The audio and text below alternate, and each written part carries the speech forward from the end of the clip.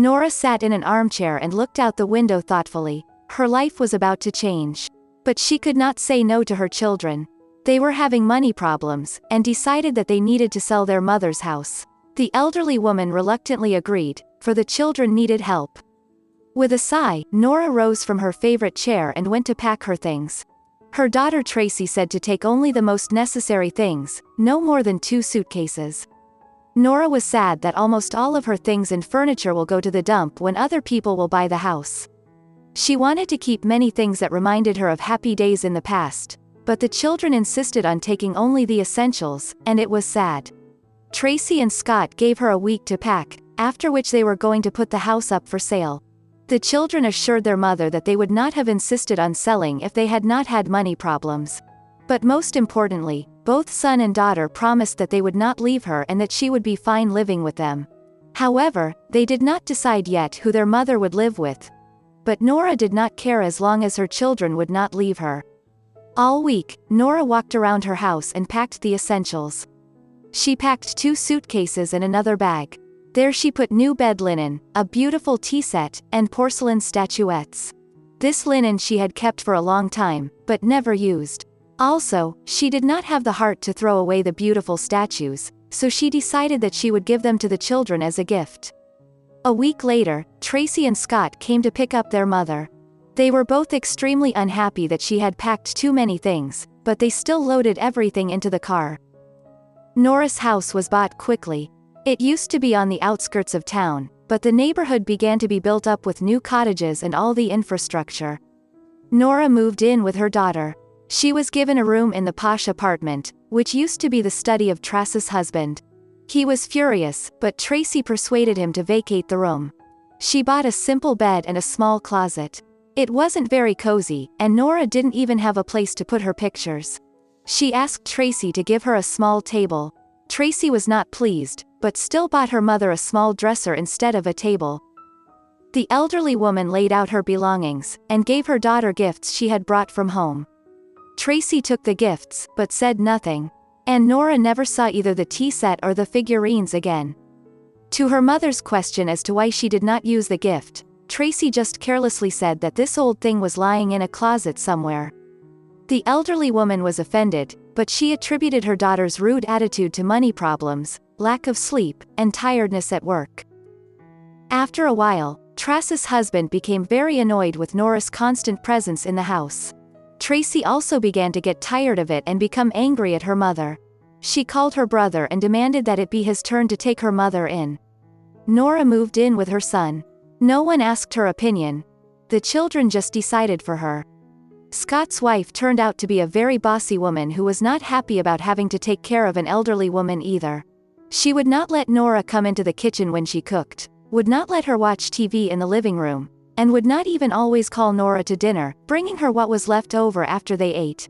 The elderly woman constantly sat in her room as if she were in prison. When she asked her son to buy her at least a small TV set, the son replied that he did not have any extra money for that right now. Day by day the relationship became more and more strained. Scott's wife was angry at her mother-in-law for any of the humblest requests. She could yell even if Nora asked only to make her tea, and then complain to Scott that his mother was always getting in the way and was terribly annoying. Soon Scott became tired with the house situation too, and he asked his sister to take the mother to her place. But Tracy refused, because the mother had already lived with her much longer than with Scott.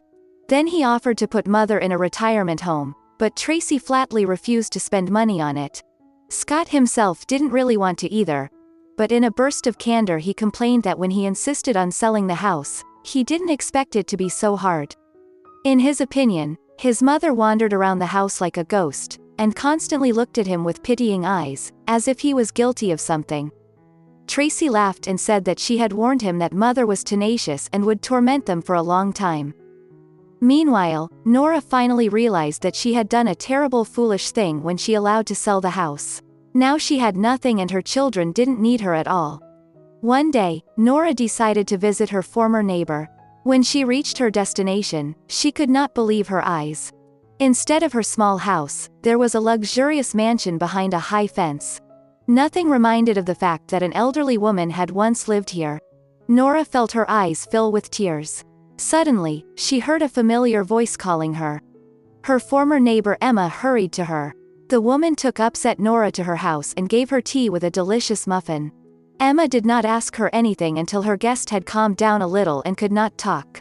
Soon Nora said that her children did not want to live with her, and all the time she had never heard a kind word from them. It was not a life, but a torment. Emma looked sadly at Nora. She felt so sorry for the elderly woman. There were only 5 years difference between them, but Nora looked like a decrepit old woman. It was obvious that the woman had aged a lot lately. Emma's eyes lit up with determination. She would not abandon this woman. She took Nora's hand and offered to stay with her. Emma's son wanted his mother to live near him, so he would not have to worry about her, but Emma flatly refused to live under the same roof. So, he built a small guest house in the back of his property. Emma was going to move in one of these days, so she began to persuade her neighbor to keep her company. Nora listened intently. Emma had such determination in her voice, and the woman got hope that everything would be all right now. She decided not to say anything to the children because she did not want them to know where she was, for they had hurt her very much. 3 months passed. Now Nora lived together with Emma in a small but very cozy house. Women got along very well. Emma's son Tom took care of them, and the elderly women looked after his children, planted vegetables and herbs, arranged beautiful flower beds in front of the houses. Now Nora was always smiling, her soul was peaceful. Emma's daughter-in-law treated both women with gratitude and respect, and invited them to family dinners every day. Nora was grateful to the strangers who sheltered and took care of her. She was happy now. Sometimes she wondered about her children, who lived somewhere out there, far away, and knew nothing about her. They probably thought she was gone, and were glad she was no longer hanging around their necks. Emma offered several times to let the children know where Nora was, but she refused. Then the woman decided to talk to Nora's daughter herself. She called Tracy and told that her mother was alive. When Tracy heard this, she became angry. The woman began to shout that her mother apparently was living happily with strangers, and they had wasted time and money looking for her for a few days. Here Emma became indignant. How disgusting it was to hear that the children had been searching for their missing mother for only a few days. Calling Tracy a monster, Emma hung up the phone and felt as if she had soaked herself in mud. She did not tell Nora that she had called her daughter. Better let Nora live out the rest of her life here, with good people. Dear friends, I hope you enjoyed the story. Have a great day and see you all again.